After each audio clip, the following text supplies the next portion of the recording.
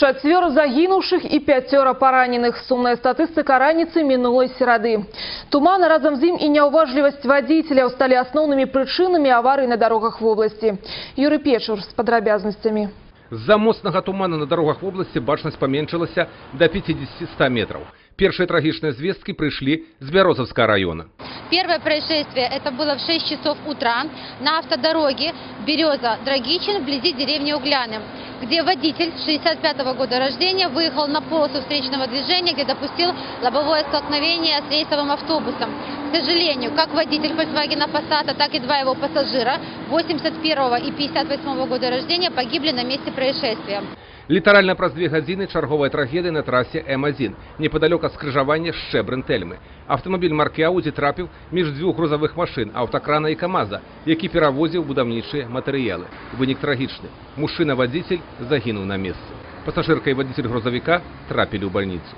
Водитель крана приостанавливался, ехал с маленькой скоростью, и водитель Ауди. Трудно говорить еще пока о причинах, скорости и прочее. Скорее всего, дистанция. Было зажато между 2 грузовых автомобилей. Менш трагічнай стала авария на дороге М1 Е30.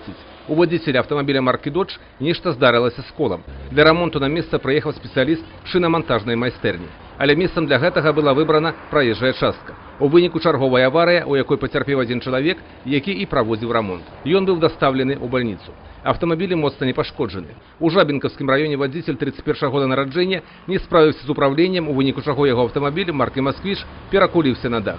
Водитель и пассажирка доставлены у больницу. Обнадеивающих прогнозов синоптики не дают и на ближайшие дни. Тому головными помощниками водителям на дороге повинны стать осторожность и уважливость. К сожалению, улучшение погодных условий не ожидается, то есть выпадение по-прежнему тумана. Поэтому, уважаемые участники дорожного движения, в первую очередь это скоростной режим. Не более 40 км в час.